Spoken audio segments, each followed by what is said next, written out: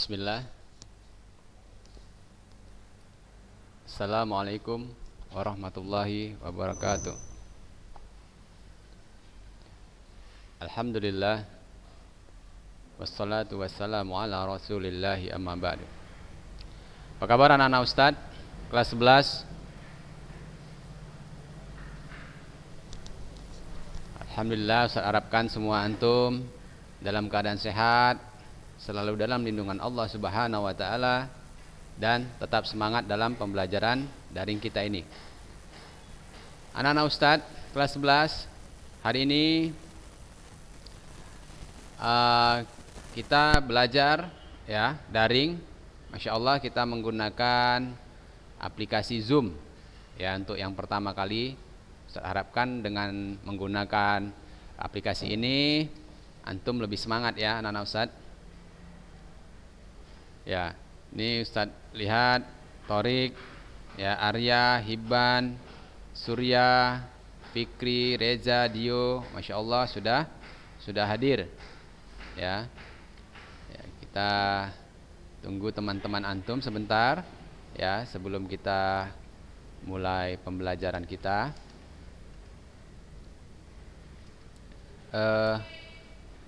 Anak-anak Ustadz ya, Ustadz harapkan nanti dalam daring menggunakan Zoom ini antum menggunakan nama sesuai yang ada di absen sekolah kita ya anak-anak Ustadz, biar Ustadz mudah untuk melihat antum hadir atau tidak.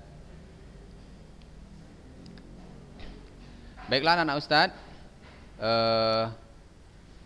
kita mulai pembelajaran kita ya tentang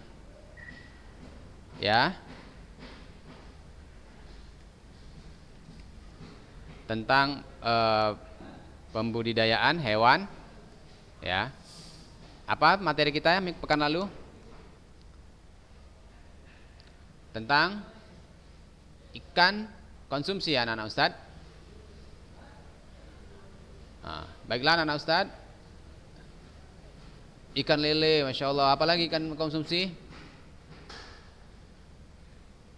Boleh mujahir, terus gurami, Masya Allah.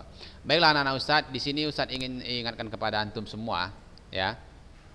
Ustadz ingin ingatkan kepada antum bahwa sebenarnya pelajaran prakarya kita ini ya akan menarik ketika kita mulai berusaha mempraktekkannya.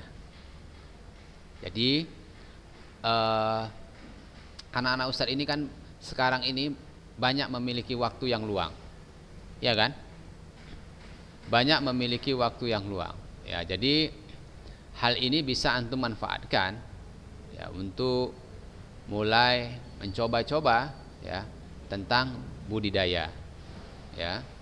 Jadi jika antum mulai mempraktekkannya ya, mungkin kecintaan antum terhadap pelajaran ini akan bertambah.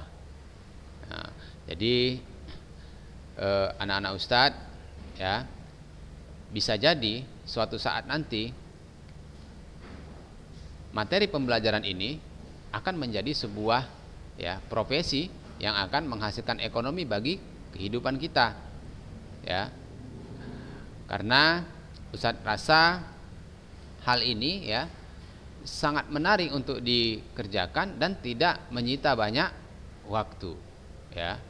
Kira-kira anak-anak Ustadz ada yang mungkin sudah memulai atau orang tua antum sudah ada, Ustadz, orang tua anak memulai budidaya ya?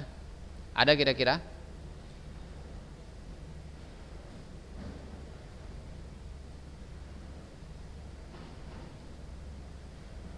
Baiklah anak-anak Ustadz, di dalam materi ini nanti Ustadz akan memberikan sebuah pertanyaan yang nanti ya akan menjadi penilaian antum. Hal ini hanya antum dapatkan ketika antum mengikuti pembelajaran ini secara live. Jadi bagi anak-anak Ustadz yang tidak mengikuti pembelajaran ini langsung, maka penilaian ini tidak bisa diberikan. Ya, jadi ketika Ustadz nanti berikan sebuah pertanyaan, maka antum bisa menjawabnya. Ya, paham anak-anak Ustadz? Masya Allah. Oke, Ustadz lanjutkan ya. Ya, jadi tentang ikan, ya, ikan konsumsi.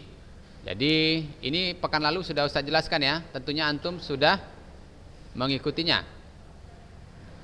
Ya, jadi ini ada satu proses produksi ikan konsumsi, ya. Jadi pekan lalu sudah Ustadz jelaskan kepada antum ya tentang ikan lele salah satunya. Jadi ikan lele ini termasuk ikan yang tahan banting dan tidak repot untuk memeliharanya. Ya, ada anak-anak Ustadz yang tidak suka ikan lele? Ada ya. Kenapa antum nggak suka ikan lele? Ada kumisnya, antum geli karena kumisnya gitu. Ya, jadi kalau antum tidak bisa mendengar suara Ustaz, antum bisa menjawab melalui chat ya. Ya, jadi chat. Jadi ya. Baiklah anak-anak Ustaz, jadi pembenihan adalah suatu tahap kegiatan dalam budidaya yang sangat menentukan tahap kegiatan selanjutnya, yaitu pembesaran. Ya, pembenihan juga dapat diartikan sebagai satu kegiatan pemeliharaan yang bertujuan untuk menghasilkan benih dan selanjutnya menjadi komponen input untuk kegiatan pembesaran. Baiklah anak-anak Ustadz, jadi dalam budidaya ini pekan lalu sudah Ustadz jelaskan kita ada 3 tahap kalau nggak salah Ustadz ya. Dalam ada 3 tahapan dalam pembudidayaan. Coba siapa yang bisa menjawab, antum boleh jawaban itu di bagian chatting saja ya. Ustadz akan lihat jawaban. Jadi pembudidayaan itu terbagi menjadi 3. Apa-apa saja?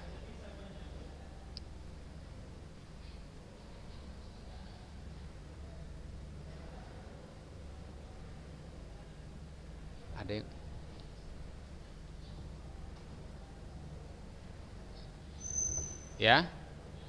ya, ada yang bisa?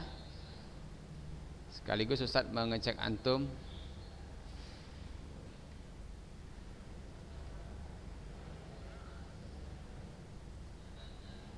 Ya. Kalau tidak ada,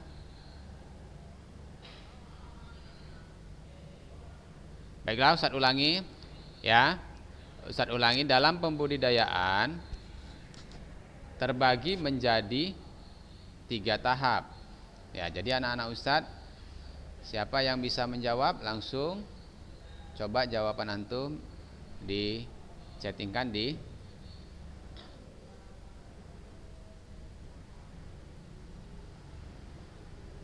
Oke, baiklah anak-anak Ustadz.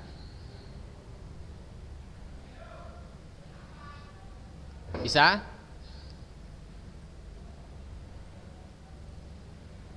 Oke, jadi tidak ada yang bisa menjawab, biar Ustadz jelaskan langsung. Ya, jadi ingat anak-anak Ustadz, jika antum mengikuti pembelajaran pekan lalu ini sudah Ustadz jelaskan ya. Jadi tahapan-tahapan dalam pembudidayaan. Ya. Seperti misalnya ada tahapan pembibitan ya. Yaitu bagaimana kita ya membuat sebuah proses ya menjadikan bibit dari anakan. Kemudian ada kegiatan pembesaran ya.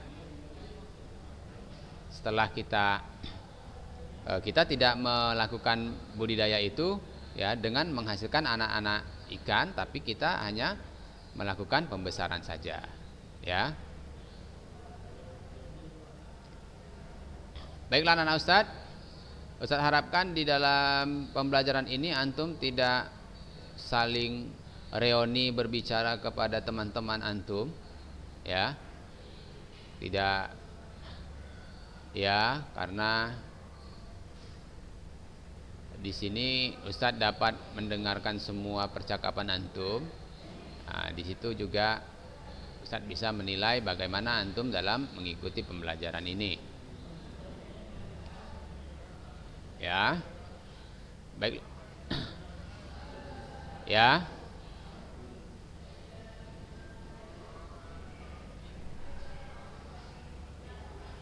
Nah, oke.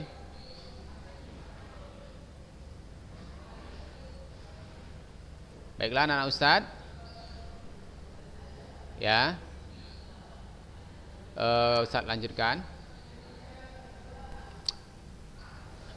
Jadi pembenihan dapat diartikan sebagai suatu kegiatan pemeliharaan yang bertujuan untuk menghasilkan benih. Ini tahap yang pertama anak-anak Ustadz ya. Dan selanjutnya menjadikan komponen input kegiatan pembesaran. Ya, jadi ada yang menghasilkan benih saja, kemudian ada juga yang budidaya itu untuk kegiatan pembesaran ya. Berikut merupakan diagram alir proses produksi pembenihan ikan konsumsi.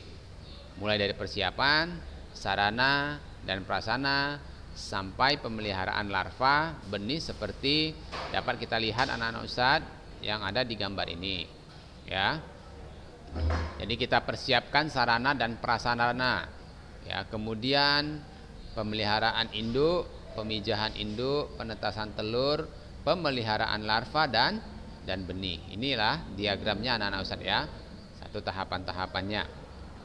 Berikutnya ya, dalam kegiatan pembenihan ikan konsumsi khususnya ikan lele ya, diperhatikan beberapa hal agar memenuhi standar produksi ya, seperti persiapan prasarana dan prasarana tadi yang di atas yang pertama itu ya. Dalam pemijahan indukan, langkah utama yang harus dilakukan adalah persiapan kolam ya. Jadi kolam dapat digunakan terbuat dari terpal, fiberglass, kolam semi permanen dan permanen atau tembok. Perhatikan anak-anak Ustadz ya, sekarang ini kegiatan pembudidayaan itu ya tidak terlalu mengkhawatirkan masalah tempat ya anak-anak Ustadz ya. Karena apa? Karena teknik-teknik dalam pembudidayaan saat ini sudah banyak menggunakan lahan-lahan yang sempit ya. Bahkan pemeliharaan hewan-hewan ya, pemeliharaan hewan-hewan ini atau terutama ikan-ikan konsumsi ini bahkan sudah ada yang menggunakan tekniknya di dalam ember ya. Jadi namanya budik damber. Budik damber itu adalah sebuah budidaya ikan dalam ember ya. Jadi tidak ada alasan kita untuk tidak berbuat karena tempat ya. Bisa juga dengan menggunakan kolam terpal seperti ini anak-anak Ustadz. Tentunya dengan membuat kolam terpal seperti ini ya, dengan biaya yang tidak begitu tinggi ya, dibandingkan dengan ini kolam ya, dengan kolam yang mungkin ini sudah di tembok ya anak-anak Ustadz, permanen ini anak-anak Ustadz, jadi diberikan pakai kolam semen ya anak Ustadz. Berikutnya adalah pemeliharaan induk. Pemeliharaan induk bertujuan untuk menumbuhkan ya atau mematangkan gonad atau sel telur dan sperma. Penumbuhan dan pematangan dapat dipacu dengan pendekatan pengendalian kondisi lingkungan, pakan berkualitas dan hormonal. Pada pendekatan lingkungan, media hidup dibuat seoptimal mungkin sehingga nafsu makan ikan meningkat dalam wadah pemeliharaan. Ya, ciri-ciri ikan lele yang siap memijah adalah calon induk dan betina terlihat mulai berpasang-pasangan dan kejar-kejaran ya. Jadi antum bisa lihat kalau antum melihara ikan lele yang sudah mulai dewasa ya, ciri-cirinya yang sudah bisa kita jadikan sebagai induk adalah ya dengan melihat ya bahwa mulainya berpasang-pasangan dan kejar-kejaran ya. Jadi antum bisa lihat ya, kalau sudah ada ciri-ciri seperti itu, nah itu sudah mulai ya bisa dijadikan indukan, ya.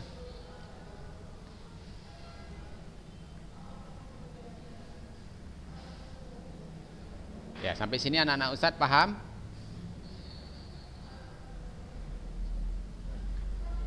Masya Allah.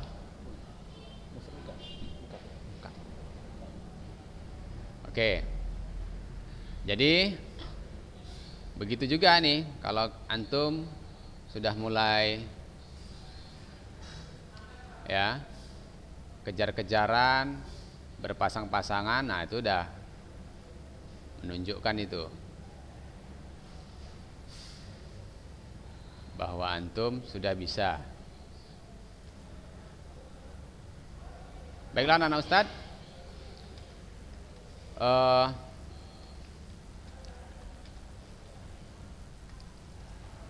Ustadz bisa melihat, antum bisa membuka ini video antum biar Ustadz lihat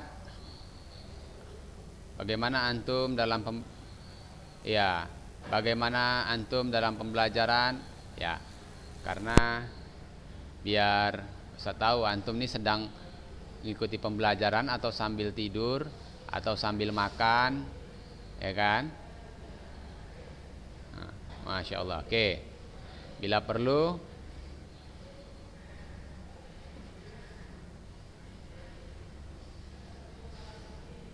ya, ini Ustadz sudah lihat si Hibban, ya. Ustadz ingatkan kembali, upayakan nama-nama yang ada di sini adalah nama-nama yang seperti ada di absen kita ya anak-anak Ustadz, biar antum nanti terdata tetap hadir, ya.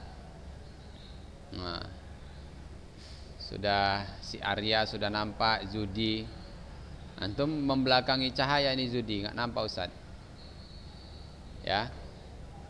Masya Allah, ya. Ada yang sudah pakai baju sekolah nih, ya. Jadi memang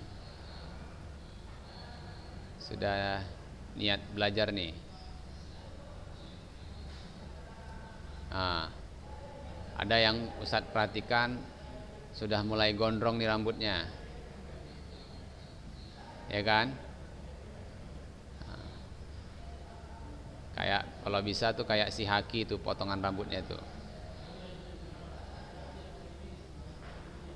Baiklah anak-anak Ustadz, kita lanjutkan, ya. Ini ciri-ciri induk lele jantan, ya. Kepalanya lebih kecil dari induk ikan lele betina, ya. Warna kulit dada agak tua bila dibandingkan induk ikan lele betina, ya. Kemudian urogential papila atau kelamin agak menonjol memanjang ke arah belakang, terletak di belakang anus dan warnanya kemerahan. Ini perhatikan anak-anak Ustadz, ya. Ini ciri-ciri lele yang jantan dan betina, ya, gambarnya. Kemudian gerakannya lincah, tulang kepalanya agak pendek, gepeng, dan perut lebih langsing dan kenyal bila dibandingkan induk ikan lele betina. Kulit lebih halus dibandingkan induk ikan lele betina. Nah, ini perhatikan ya anak-anak Ustadz, ya. Jadi kalau nanti umi antum beli ikan lele, sebelum dimasak antum perhatikan dulu, ini ikan lele jantan atau ikan lele betina, ya kan anak-anak Ustadz? Apa ada di antara kita nih yang nggak suka ikan lele?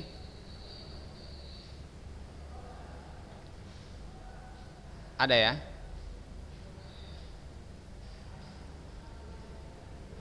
Oke. Kemudian syarat induk lele yang baik, kulitnya lebih kasar dibandingkan induk lele jantan. Ya, induk lele jantan diambil dari lele yang dipelihara dalam kolam sejak kecil supaya terbiasa hidup di kolam. Nah, jadi perhatikan anak-anak Ustadz. Jadi memang berbeda ya, lele yang memang hidupnya di kolam sama lele yang hidupnya alami di sawah atau di rawa-rawa ya anak-anak Ustadz. Jadi kalau kita mau membudidayakan, upayakan induk-induk lele yang sudah biasa hidup di kolam, ya. Jadi tidak beradaptasi lagi ya anak-anak Ustadz. Kemudian berat badan berkisar antara 100 sampai 200 gram tergantung dari kesuburan badan dengan ukuran panjang 20 sampai 5 cm. Ya, bentuk badan simetris, tidak bengkok, tidak cacat, tidak luka dan lincah. Umur induk jantan di atas, ya, di atas 7 bulan, sedangkan induk betina berumur 1 tahun. Nah, ini perhatikan anak-anak Ustadz. Jadi lebih, ya, lebih tua yang umur betinanya, ya anak-anak Ustadz, dibandingkan yang jantan. Baiklah anak-anak Ustadz, sekarang Ustadz mau tanya kepada antum, ya. Jadi apa-apa saja ini yang perlu diperhatikan jika kita ingin, ya, memilih bibit ikan, ya, sebagai induk, ya, atau mau kita buat menjadi pembenihan. Apa-apa saja. Antum boleh jawab di bagian chatting saja, ya anak Ustadz. Ustadz tunggu.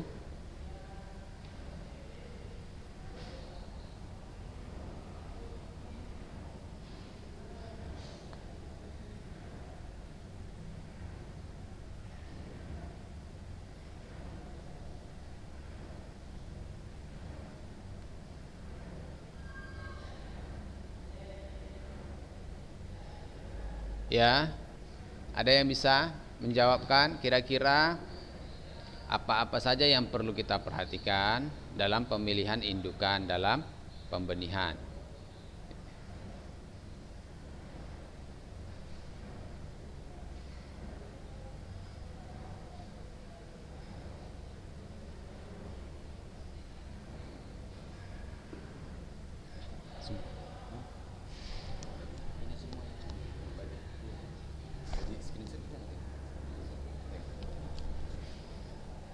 Ya, ada yang bisa menjawab anak-anak Ustadz?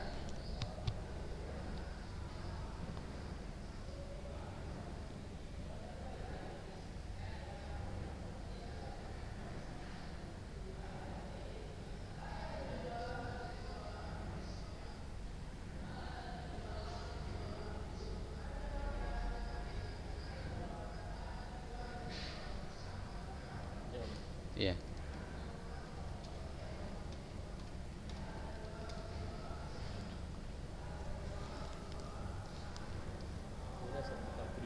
Hah? Ya, ini Ustadz harapkan seperti Arya, Abdurrahman, Akil, Hafiz. Ustadz ingin melihat antum dalam proses pembelajaran ini. Antum boleh bukakan video antum. Irfan Zudi, Askia, Reja, Fikri, Muhammad Nabil, ya, biar Ustadz dapat melihat antum. Ya, ya, jadi sebutkan, ya, ciri-ciri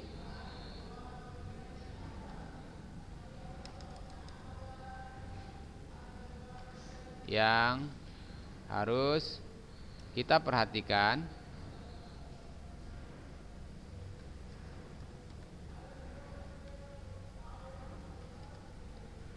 jika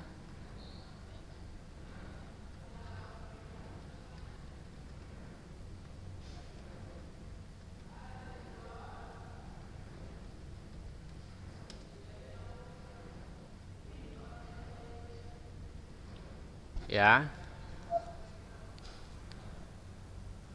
apa ciri-cirinya yang harus kita perhatikan? Harus seperti apa agar bisa menghasilkan, ya, bibit-bibit yang baik.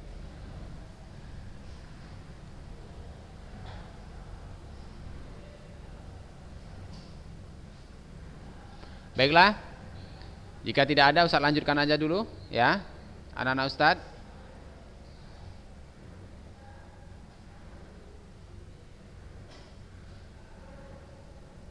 Ya, Ustadz harapkan antum dapat aktif dalam pembelajaran ini, ya. Jadi biar Ustadz tahu antum sedang mengikuti atau tidak. Jadi frekuensi pemijahan bisa 1 bulan sekali, dan panjang hidupnya bisa sepanjang hidupnya bisa memijah lebih dari 15 kali dengan syarat apabila makanan mengandung cukup protein ya. Nah, baiklah, ini anak-anak Ustadz ada sebuah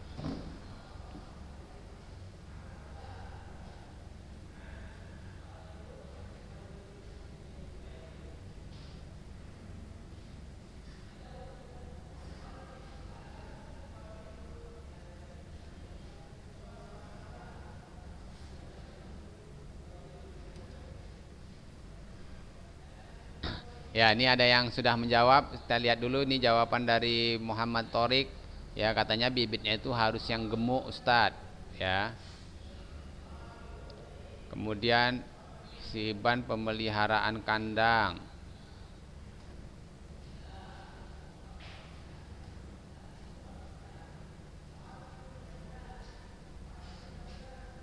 Harus besar dan panjang.